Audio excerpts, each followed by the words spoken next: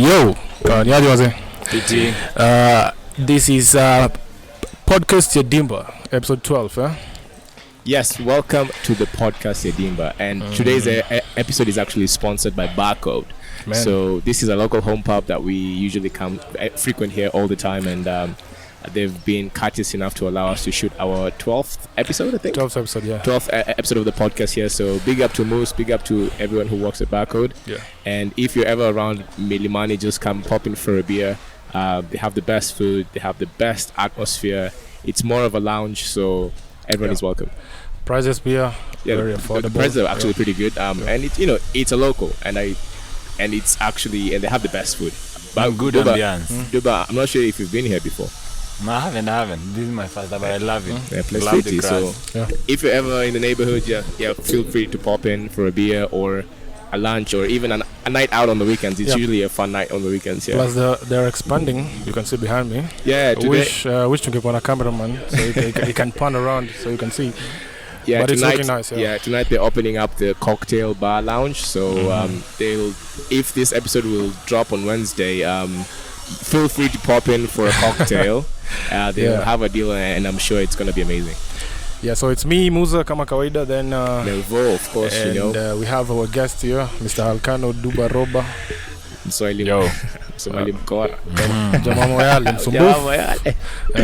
So, by the way, before we get into the business of the day, football, so let's start first with what's happening in the US. It's election day. The Donald. Yeah. So Donald.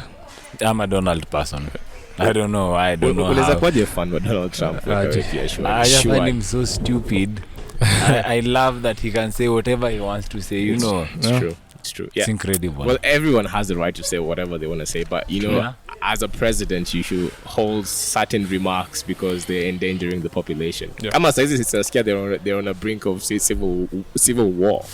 Well, but I saw some businesses that were closing up. Want to prepare for there might be a post-election violence in the US. In the United States. That's crazy. Isn't it? She does that at one country. There's no way they'd ever have violence. If they do, inaweza kuwa noma sana because almost everyone has a gun. Yeah. There's militias who have actually been preparing for, like, in case Donald Trump loses. The communists, the lefties, they want to take over the country, they want to steal the constitution. Ujinga tu. Now. So, but so I think by tomorrow or tonight we'll have the full election results, and it's going to be interesting to see who actually wins. But you know what makes me wonder? Yeah. Kenyans have no right to comment on other people's elections. No, you have no right. I'm not saying the president is bad. It's true. Right. We have our own problems here. So, my goodness. So for more of that, you can check out Melvo's podcast, What the Melvo. Just go to YouTube, simply type What the Melvo. Yesterday, he shot one political special. A political special. Wow. Yeah, so it was nice. It was nice. So look out for that. Yeah. Anyways, so to the business of the day, man. Of course, in the podcast here, Dimba, it's all about football. Yeah. So on the cards today, we'll touch a bit on the Harambee Stars and what's happening in the local scene before we get to international. Of course, Barcelona's elections coming up because, as you know, the board will resign and all that. So we'll get to that in a few hours. So Harambee Stars has been in the camp from last week. Okay. Preparing for the Comoros. I think it's a friendly match. Yeah. And we spoke about this last week on the podcast. Nikaanza kujiuliza sasa hizi my friendly kama za Comoros, surely tutajitest siku gani? But that is our level, you test yourself with what is in your level. Especially if you want to introduce something new, you have a new coach who wants to try something new, It's always good to try out with a new coach with what's his name? Send Ghost Mulee. That's not even a new coach. That's not a new name. There's no new philosophy. Well, he's back at the office. Let's just say that. Same people, same things. He's been out of the game for some time, right? Yeah, but because now we don't know how he wants to play now that he's coming back into the game. So if he wants to try something new, it's better. It's always better to try and work out first with a weaker opponent. Let me ask you. Alan Nicolize, Jose Mourinho, when he came from Man United to Tottenham, do you think he went there to do something new, or he went to do the same old tricks that he had? Same old. No. Right now, Tottenham is one of the most dangerous teams in the Premier League. It is because but this is Jose Mourinho. It's because of Jose Mourinho, Buddha. This is not Ghost Mulee. Ghost Mulee who is a radio presenter. Do I think it was the best pick? I don't. I don't think Ghost Mulee was the best pick. Actually, there are new people, different people. Kuna makochi wengi huko nje. Why do we have to stick to Ghost Mulee? But anyway. Yeah. Kwanza, especially if someone who hasn't been in the game, wajua kama angekuanga coach mahali, ungesema okay, maybe say he's coming to introduce what he's been working on. But what he's been working on is propaganda on the radio. So mimi sijui ni mambo ya ball anakuja kusaidia nini. Because you have opinion doesn't make you a coach or a politician, Yeah, you're right. Ni kama tu wewe utoke parliament alafu tena ukuja tu useme unataka kuwa coach wa ball. Yani vitu ulikuwa ukifanya before na kenye unaenda kufanya saa hizi, they have nothing to do with each other. But there are people saying that he's been active actually with his academy. Amekuwa na watu amekuwa academy yake, lakini but for you to become the head coach of our national team, you have to have been proactive in active football for the past 3 years. And just like I said, even 10 years, you have to have coached a team. Look at what they're doing internationally. They took Di Matteo from, was it Everton? To Belgium. For which team? The Belgian coach right now. Martinez. Roberto Martinez. Yeah, they took him from Everton directly from coaching. They didn't take him from journalism. Actually, he was sacked. Really? Yeah, he was sacked. No, he was sacked. He was Wigan. He was Wigan. No, he was once a Wigan coach. He was sacked as a Belgian coach. As the Belgian Everton coach. manager. He was sacked. Then he was out for some time. Okay. And then Belgium were competitive. But we are talking about an active coach. Yeah. So the commander hawezi patia tu mtu kazi mse amekuwa tu out of football. Ni kama Gary Neville said the way he's been working at Sky. Okay, maybe you can say amekuwa nini amekuwa coach ball, amekuwa pandit sawa.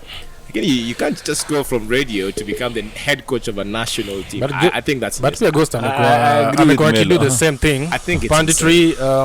Yes, KPL. He has been. But the question is, allow me to say it in Kiswahili. Maono yako wewe Ghost Mulee kwa Harambee Stars ni gani? What is your vision for this Harambee Stars? What is your vision for Kenyan football? Then why do we put him there? Because Kenyan football is in shambles. So he should have a vision. He should say, this is how I'm going to play around with things to make things the only people to blame the people in the federation. Nick and others. Nick and others are gone cases. Those are not things. He got his re-election. He got re-elected the other week, and immediately, it was like his first act in office. He appointed Mulee. Steven, one wonders whether it's a coincidence he appointed. I'm sorry. Oh my God. Nepotism. Allegedly. You're alleged, Allegedly. It's alleged. Those are just Kenyan things. Wow. Hey. Anyway, we need to move forward. Today it's Wednesday. We have the second leg of the NSL KPL playoff promotion playoff. Between Vihiga versus today. Kisumu also. Wow. So by the time this show is up, possibly already tutakuwa your results. First leg Vihiga. First leg All Stars. Kisumu All Stars wali win the match 2-1 ilikuwa Mumias. So today they are playing in Kisumu. Okay. So all the best both the teams that itakuwaje. Kisumu also surprisingly have a very young team. And they've been playing really well. They play incredible football. And Kisumu plays good football. Yeah, so I will not be surprised if they get because I think this will be their second time in the Premier League, right? Yeah. Vihiga. No, Vihiga. Kisumu. So I think Vihiga were relegated last season. Yeah. So this time they were trying to get back into the Premier League, and Kisumu was also this is like you said, the second season. Yeah, it sucks that we don't have the chance to watch the games on TV because obviously we can't travel to Kisumu, and obviously we don't have fans at the stadium. So I wish Kenya, if Federation wange organize venye. But just NSL ni kama championship ya UK. Na UK playoffs, tunaona wote kwa TV. Very big game. And it's actually the most lucrative fixture in the world. In the world of football. Team inapanda into the Premier League, I think they get like close to 200 million pounds. Yes, close to 200 million pounds. Yes, correct. It's true. Kenya, team inapanda tu mnapatiwa majezi na ball na cons na makofi. And see again, this is yet another thing, commercialization of football. Football should be commercialized. Yes. But we need sponsors who are going to come into the game. But the problem is we can't get sponsors to come and sponsor the leagues because the league is being run like someone's business. True. So guys, we need to move forward.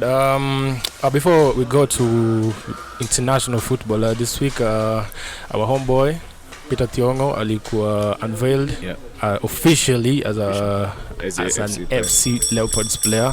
Ilikuwa fiti sana. So all the best to him. Na bado wako kwa national team still. Okay, in the camp. He was called up. It's exciting times for players from Nakuru.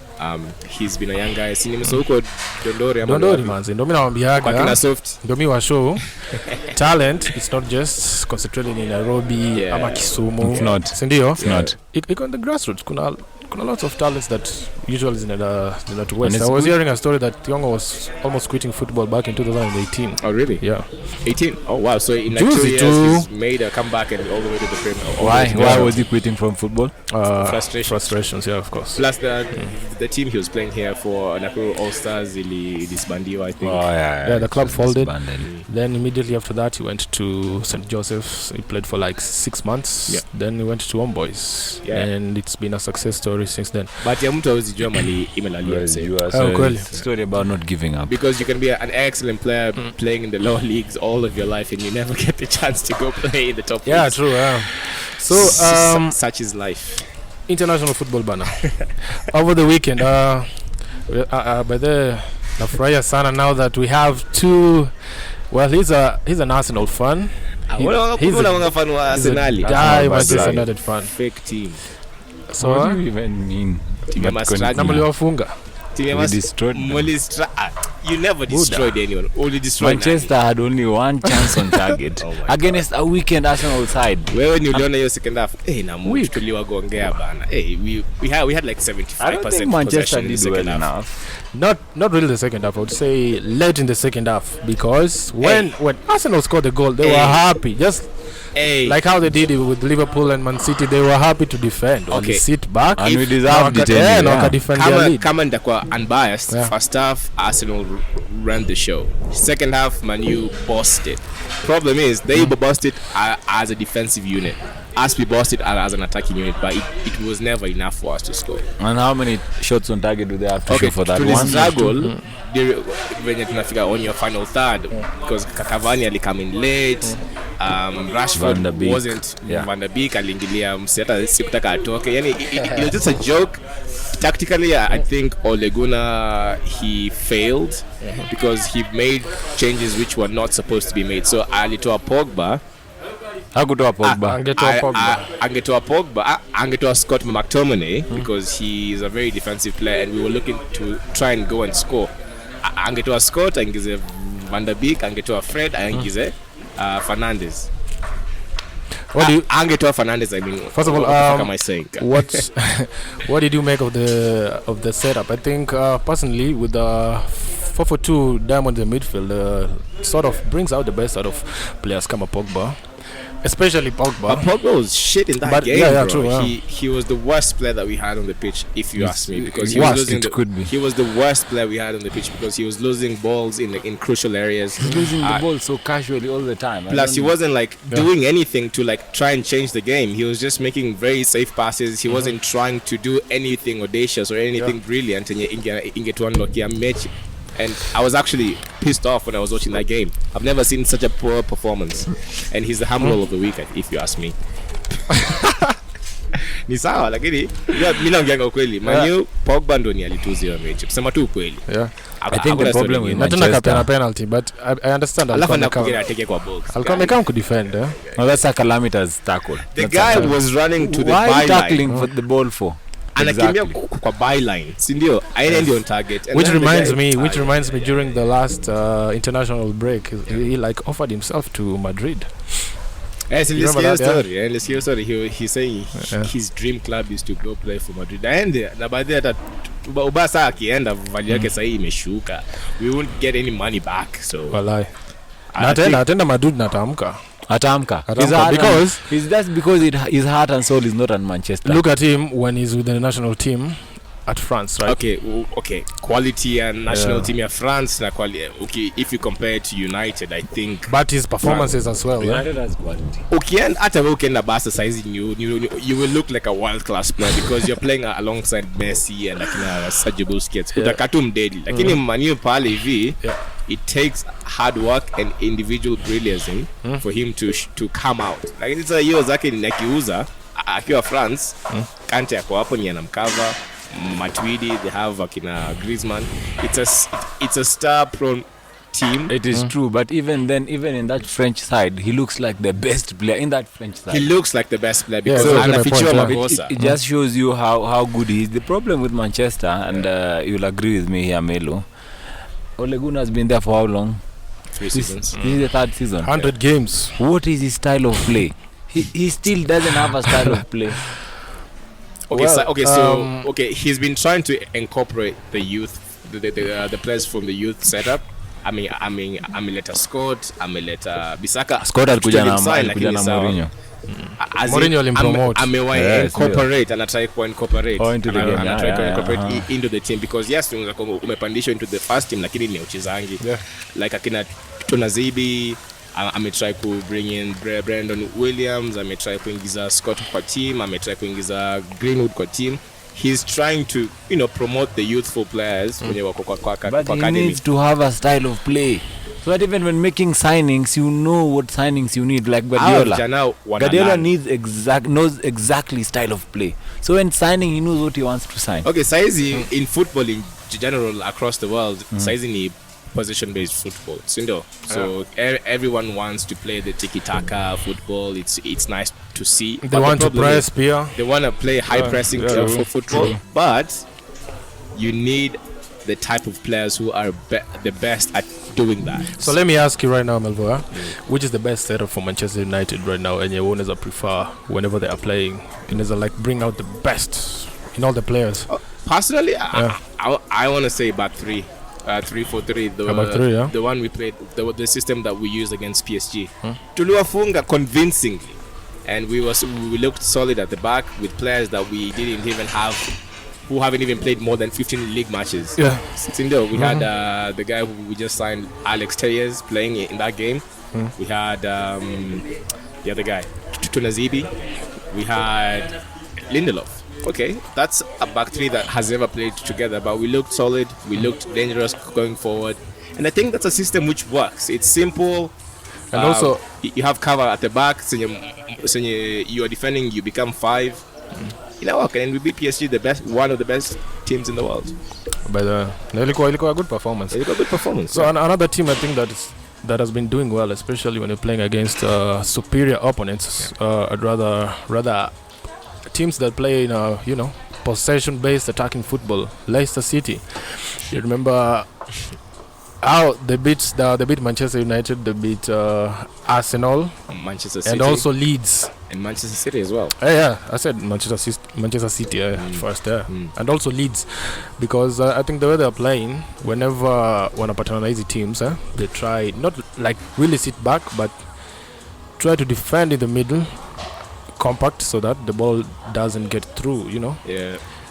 Then they defend well, almost the entire half, then wait for that moment when it is the right moment they break out, and when they break out they are devastating. Lazima watakufunga bao. They have the likes of Akinavadi who are quick on the break, Barnes, Tillemans who can actually see the pass, and I think your team may balance before from back all the way to the front. Senye Vadi maybe lose form wanaingiza Iheanacho, and he actually plays well for the team, surprisingly. But you see, there's a pattern here. They you know exactly how they play. They defend, they catch you on the counter.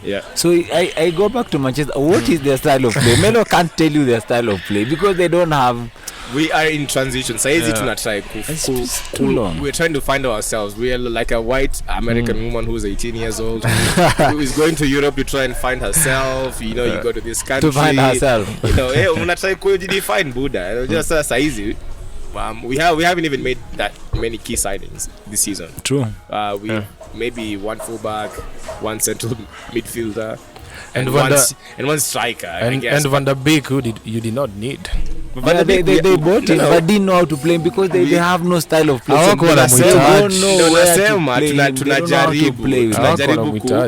Tunajaribu kuangalia venye inaweza ingiana. A coach who has coached for 100 games doesn't need to try anymore. Mourinho is in Tottenham for 20-30 games. They already want him to perform. The first season Ole Gunnar ni alikama alikuwa interim. Alikuwa tu wa kushikilia tukitafuta coach. Which is true. So saizi Pochettino ndo nasikia we are in talks with Pochettino to see that would be a proper coach. That would be a proper coach, not Ole Gunnar. That's not a proper people coach. are saying if Pochettino angekuwa na the same backing Mourinho amepewa, maybe he could have done as well as he's done, maybe even better than when you say Tottenham Marco, because when he was there for those 4 years, he was never given any budget to work with. They didn't trust him. I work with trust na yodo, so for like 2 seasons they signed only one player, right? Yeah, Lucas Moura. Na wakafika final ya Champions League. Akafika final ya Champions League na bado ndakavutwa kazi. Alivutwa kazi the next season. Alivutwa kazi mapema kwanza like season, I think 6 matches in ilikuwa around October ama November. Around this time of last season. Yeah, it was early into the season. November. It was December. No, it was December. Yeah? It must have been December.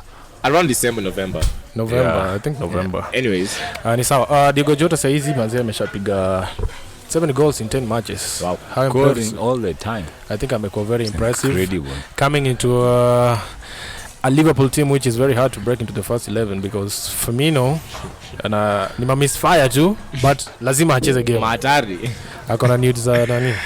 Akona needs za Klopp. Wanamuita at defensive attacking striker.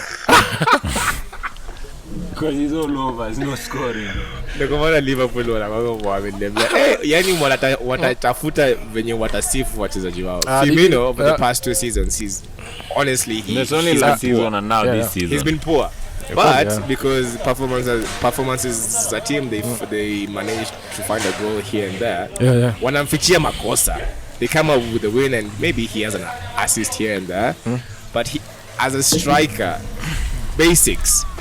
Kazi yako ni kufunga mabao. Just score goals. Simple. He hadn't scored a home goal in like 45 matches. He scored on the last day of the season. On the last day of the season. Yeah, against Chelsea. I remember something in like that. In like 2 seasons, he hadn't scored at Anfield, which is insane for a striker. I think right now Diogo Jota deserves a chance in the starting 11.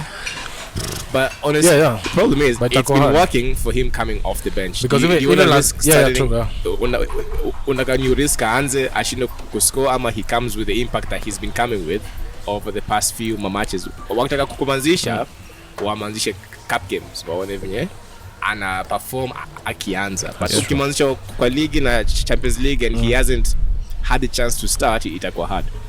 They did. I don't know if you've seen this, but Robbie Fowler had 10 goals in 10 matches, I think. From the bench. Oh, really? 10 goals in 10 matches for Liverpool. Robbie Fowler, yeah. From the bench or just the first 10 matches? The first 10 matches scored 10 goals. Jota has 3 now. Last night alifunga hat-trick. Yeah, he scored a hat-trick. Jota. Against a really good Atalanta side. Walifanyia Atalanta kitu Atalanta wanafanyanga watu. Hey, the Atalanta. Atalanta has goals. Atalanta destroys teams. Especially last season. I think Arnold got the highest scoring in Serie A. Even like 100. Them and Lazio. Walifunga mabao mob sana. It's insane. So Madrid last night, wakafunga watu. Ilikuwa game poa with the Inter in the Champions League. But they'll Inter Milan wanaweza kuwa the flops of the season. They've made since last season made one of the hugest investments when it comes to signing players. And they have a very very big squad. They have a massive squad. Nani wote ni players who poa. Na 3/4 year team ni ex United players just to mention. just saying we are producing quality players, Buddha. But just not for yourself. I'm just we are philanthropic. Tunasaidia hizi teams in a struggle. If Ashley Young can decline a contract from Manchester United, then that's a good team. But even Sanchez went to Inter Milan on loan. Akakaa huko akasema hata staki kurudi. Tuliwauza. Tunawapatia recycled garbage. And then mkajibambe na.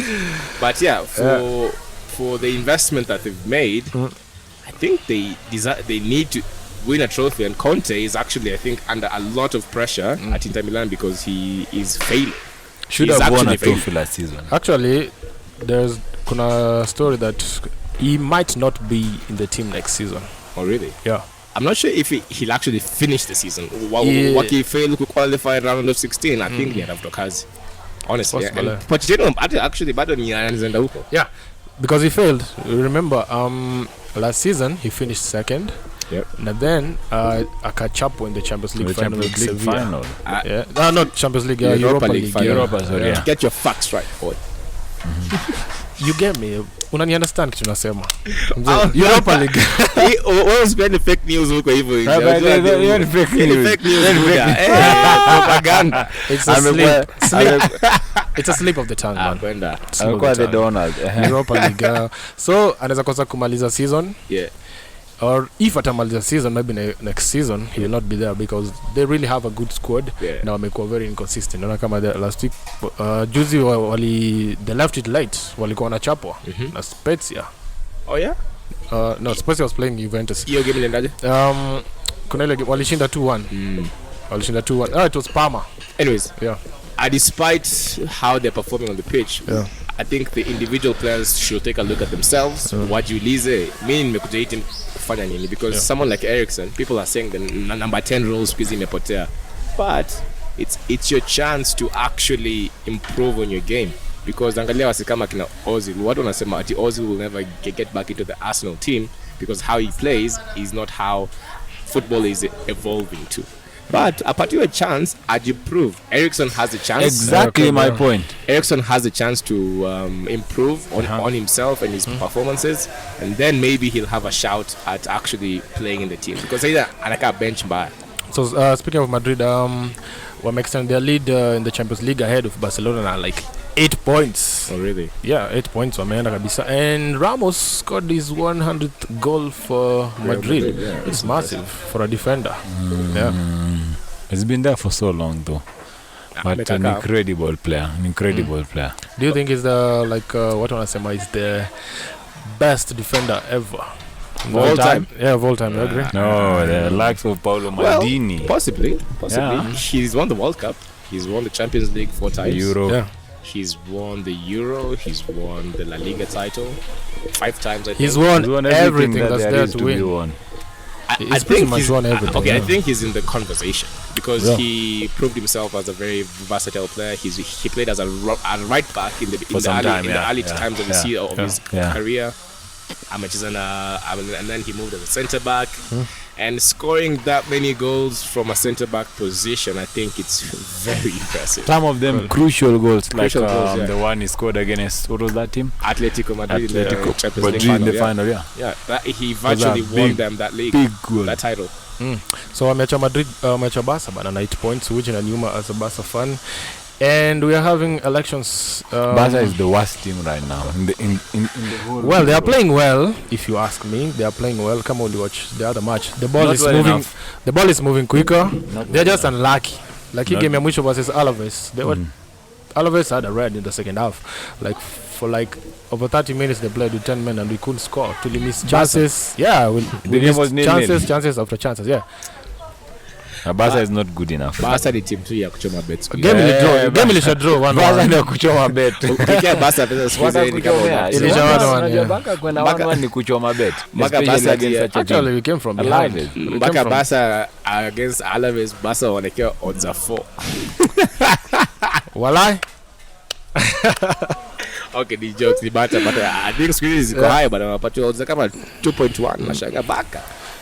It's not the same Barca. It's not the same Barcelona, and we had this same conversation a few weeks ago. And you've mentioned elections. Elections nafaa kufanyika. This issue around Barca, the politics around Barca is revolving around one man and one man only. That's why I say Messi stopped being a player and started becoming something else. Politician. Some time ago. The politician.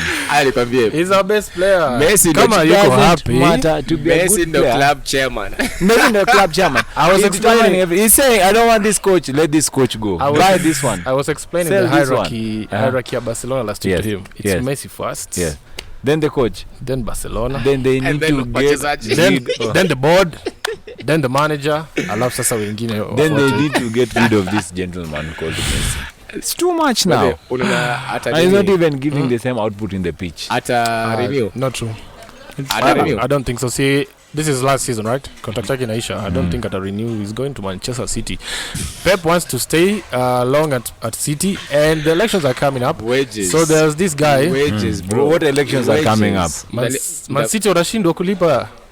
Come on. It's financial fair play. Umesahau juzi mlikuwa na kesi ya FFP. But what elections are coming up? Barcelona elections? Barcelona elections should be held somewhere during the festive seasons. Should be somewhere close to January. Yeah, next year. Because early January. Next year. So the favorite to win anaitwa Mr. Font.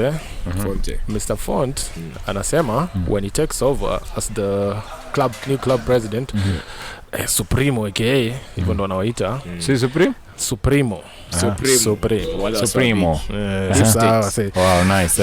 So Victor Font anasema when he takes over, it doesn't matter how Barcelona will be performing at the time, but he's going to fire Ronald Koeman and try and bring back Xavi Hernandez. Right now he's saying Pep Guardiola. Pep Guardiola, which it's not going to happen. But before that, he was saying he wants to bring Xavi back into the team. Xavi ni atakam.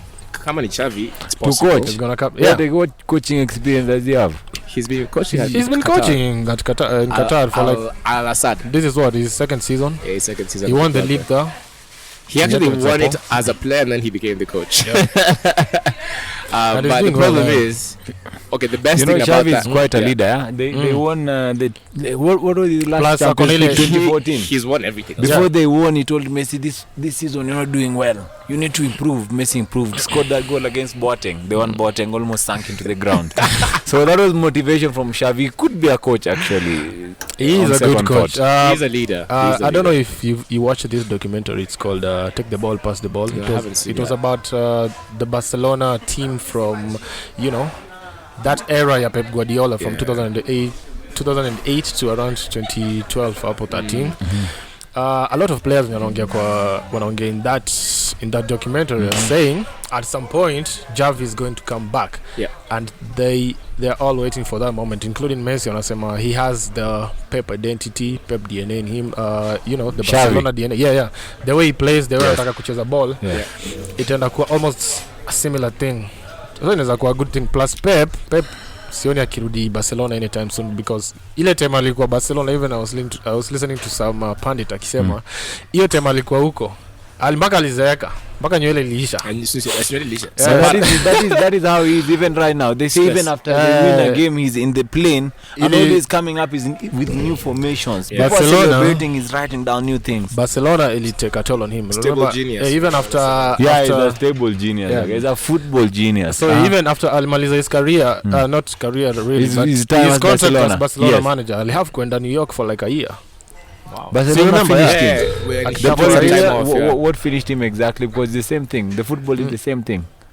The football they play at Barcelona is the football that he's coaching at Man City. So what about Barcelona that was the problem? He has if you saw from the he tries to implement atakiwa Bayern, and he sticks to it. He frustrated during his last season. Alitaka maplayer wake wa follow instruction. Akina Robben, akina Ribery, wakasema hawa ni mabuda, sisi tunacheza venye sisi tunajua. Wakapigwa ine na Real kama game ametoka hiyo club. So but just speaking of Bayern, okay. Let's go ahead. Speaking of Bayern, do you think they can win the Champions League second time in a row this year? This season, I mean, I think I don't know, man. I don't know. Halkano, what do you think? I don't see anyone that can beat Bayern right now except Man City. But there's a problem with Pep when it comes to big games. I don't know. People like Raheem Sterling are wasting big chances in big games. It's true. Actually, in big games, Man City seemed to thrive even last season. I don't think so. It's this. Wait, what is a big game to you? What is a big game to you? Because the other team could be a weaker team, Melo. I'm saying against, but the game is still big. Listen, I'm saying you're true. You're right. But Nasema when playing against like almost an equal opponent, or even a superior opponent like Bayern, right? Or Real. Man City will do well. They will win. You see what they did They to will win. Real Madrid. What they did to in such a game, Man But City when will it win. matters, they do not show up. Yeah, true. How do Like you games junior Olympic Lyon. Olympic Lyon, yeah. How do you lose against was it it was Lyon or Marseille? Lyon. It was Lyon. Yeah. How do you lose to Lyon, honestly? Aliogopa hata ndio tulikuwa tunacheza. Yeah, aliogopa hiyo game by the way. Alika back 3 hiyo game. Ataloa mbio. Back 5 actually. Back 5. And then Ajay cheza na back 5 the whole season. There's a Ajay jinx. cheza na back There's 5. a dark. Mwanga. What the chance that Sterling lost in that game is one of the Maze alibaki kwa 6 of the millennium. Okay. hata kitu ndani bana. Ryan Haya Sterling. mpiga huko juu. They have a dark. So the only team that can stop him, and they have to start winning big fucking games. crazy. Yeah, Simple. true. Anyways, yeah, so I think Bayern Munich are favorites to win the Champions League. If they can sort out their defensive issues with Boateng and Alaba, or Hernandez if he's now back into the team. Alaba, I don't know if you've seen Alaba on TV this week. Actually, he refused to sign a new contract with Bayern. He's going to become a free agent at the end of the season. Well, he's saying that the board or the club put their business out there. Like they were negotiating. Well, they are saying that the club is saying that he's becoming greedy. You know, selfish in a way because. So I'm more for contract. But they're saying that he wants more than what he's getting right now. And how much do you think he's getting? But everyone I want to wants say more. he's getting at least 250 or Try and He find out. should be getting at least 300 G's. That's You see, Alaba. his contract is He's coming. given his life to Bayern. His contract is coming to an end, right? Yes. They are negotiating, but Bayern, they are saying it's like he wants to get more money. He wants to get something that Bayern can't afford to pay him at the moment, They right? can. They Bayern need to wako na pay pesa. players. It's one of the richest clubs in They the need world. to pay players. Okay, right now he's making 170,000 pounds per week. Honestly, he's making less than Ozil. And he's Okay, playing every game in 170,000. I Bayern. think. Okay, for his age, I think he's 28 this year. Yeah. For the type of quality player that he is, akikuja place kama Manu, tutampatia 300. Yeah.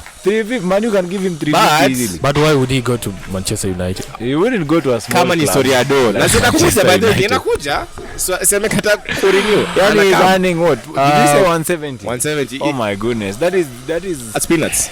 At the beginning of the season, he offered himself to Barcelona. He wanted to move to Barca. Aende Barca pia anacheza. they'll waste his talent. Why? Barcelona is simply not good enough. I never thought I've never seen How the do day you even that tell people say Genduzi that. not to go to Barcelona? They don't even deserve Genduzi right now. They need to sort out their issues. It's true. It's Ni true. kweli, but by the It's way, true. You need akienda to- Barca ni kujiwest Barca, they need a restructuring thing that they'll have to work through maybe the next 4 or 5 years. Yeah, exactly. So It'll take some time, yeah. It'll take a It'll take some time. lot of time. But he can be part of the project Wait, to we watched- kickstart the we rebuild. watched this game Yeah, together. itakuwa tu ya kufunika makosa zenye ziko saizi. He will not be there for the long run. They need to sign young players kama kina venye Arsenal by the way wako na project poa. Yes, kabisa. They're identifying players that will be there for the long run. Kama Partey From- didn't want to go to Arsenal. Ukweli isemwe, but hiyo wenye wali trigger release clause pesa akikata because pale Atletico hawangemwongezea mshahara. Yeah. So akuje, he's young, he's energetic. Ameingizwa vibes that he will become, that he has potential to become the next Vieira. Yeah, he Watu has. wanamwongelea in high places hivi Kwa hiyo Arsenal wanapata hata armband. we just have to wait and see what happens, man. So, I don't know if you guys have seen this, but Giggs has been arrested. Apparently, alichapa mresh wake makofi na He beat his mangumu. wife up. Yeah. What? How much should one his person girlfriend. Gossip his partner or podcast something. anyway. How- Wacha kuongelea ma legend wa Man U vibaya hivi. How Skia. much? This How is- much? this is- How it- much it is a punishment matter should that a is- woman endure? Because this guy was sleeping with his wife's Bana, with his brother's wife. Huyu ni msawa So again, magori. the girlfriend suffered. Check Now it. the girlfriend is being beaten up. I think he's depressed because Manu vile wanakula mabao. Hii ni allegedly. Akaenda And we akakuta- should not akakuta speak mbesha on matters akachapa that are makofi. under investigation. We Sawa? can't. Good. It's kind of a Kenyan thing, you know. But yeah, history like na wase kudoza na wives wase it's becoming a cultural phenomenon. It's because So Giggs atakuwa injured. He will not be with the national team ya Wales for at least 3 matches. Yeah. It's international there's an break international break right now. coming Also, the next week. From not this weekend. Not this weekend. Oh, thank God. The coming week, yeah. Oh, but yeah, because we play Comoros on Wednesday. This week? Next week. Oh, next yeah. Wednesday, Yeah. Are we home, are we? To come. That's how we still can't watch. That's the problem. Touch, yeah. Game itakuwa live. KBC. No. As in, you can't go to the stadium. No, of course not. Manenos. Waache hiyo upuzi bwana. Watu wanaenda Bomas kusikiza sijui mambo ya BBI. Yeah, you saw that. In their hundreds. Hundreds of thousands. In there. But right now, political rallies in Nigeria, but they can't allow people back into the stadium. We're not commercializing our sports. They should allow people to go back to playing football and training. That's something which is insane, because when we look at how people have been working and kazi ya mjengo, the close contact lazima ukwe within reach of the other person. Kama mtasaidia na kubeba mawe, kama mtasaidia na kuingia kwa matatu. Umepanda matatu nowadays unasema social wamerudi back to normal. They will spit on you. They will spit on you. Watu wanapangana hivi. Unakaa conductor unakaa hapa kando. Unasongeana mnakaa wanne. But if they give him cash. Kama wanataka tu iko hivyo, iko tu basi story ya herd immunity. Watu wapeane virus, kila mtu apate na kila mtu apone. Mwenye watakufa natural selection. Let the strongest shall survive. There's no other way of doing this. There's no other way of doing this. Yeah, so tukimalizia Maradona had a successful what do you call it, surgery. Had like a blood clot in his brain, you know. Alikuwa sick. Alipata stroke nini? I'm not really sure, but alikuwa rushed to hospital. That was the other day. So they had a surgery. Imekuwa successful. Wametoa clot in his brain or something. In his brain. You're in the stroke. Yeah. Shit. Wow. Yeah. So with that, parting shot. Anything else you want to add on? Because tunamaliza. Leo, Manu, the biggest team in the world. We are playing against Istanbul Beşiktaş. And I'm looking forward to seeing how we bounce back from the defeat over the weekend. Now, if Ole Gunnar, this is actually his testing time. Manu Champions League to go south. Yeah. And delay Evo. But wait, how many points from how many matches? We have full points from all the matches. 6 points from 2 matches. Yeah. Full points. We beat PSG convincingly. We beat Leipzig. What was I saying? Manu has no chance. People are twerking for Leipzig. Buddha. We came up the best team on the day. We beat them 5-0. CRT 2-0 at your Leipzig never turned down, man. And then Chelsea plays Rennes tonight. Sevilla plays Krasnodar. Lazio plays Zenit. Club Bruges are up against Borussia Dortmund. Barcelona, Dynamo Kiev. And then Ferencvarosi TC against Juventus. And then Leipzig PSG actually. Wow. Yep. That's the game to watch. That's the game to watch, yeah. So, Halkano? Anything unataka kuongezea tuende? It was a good session. Yeah. This is how I'm going to finish. Very unrelated from the Champions League, but I'm saying Kenyans need to commercialize their sports. Yeah. Commercialization of sports. Yeah. That's it. I mean, kukifunguliwa, let's turn up. Let's go watch our games, manze. Tuende study. Yeah, tuende study. Just study. But tunafaa tupatana na hiyo story ya Carol Radul. Yes, kama ni bia iuzwe hapo nje study, kuja uchukue. Kama security iko, kama na deme yako, uza hata kujeni sato. Uza hata ndani. Kweli. It becomes a whole new economic, thing. So the only people making money are coaches and journalists. Players are making nothing, and politicians. That's my parting shot, Mose. Thank you. Anyway, guys, thank you so much for watching. Join our FPL league. Tutacheki hapo, tuta leave code kwa description ya this episode. And still nianzongelea story ya FPL because listen, I'm on top of the log. Bure. Yeah, koko numbers G ngapi? Na huyu ndo number last kwa I'm the last one in the standings. Ndio. Podcast ya Dimba. Yeah, you're like number 52 out of 52. Well, no, we say you're doing fracking. I'm not doing very well, but I need to check that out, man. Una frack, watafuta crude. I'm So we'll catch you guys on to the next episode. See you on the next one now. Okay. Hey guys, this episode of the podcast is brought to you at Barcode. They were generous enough to let us come and shoot the podcast here. So big up everyone who works at Barcode. And if you're ever around Milimani, come through and have a beer. We'll be here a few times from now on. Hopefully a few more episodes. Yeah, a few more episodes. So if you're ever around the area, come hang out with us. And tonight on Wednesday they're launching their cocktail bar. I think so cocktail bar. Also tonight, if you're free, come on over, have a cocktail, and we will see you guys. All right. Barcode.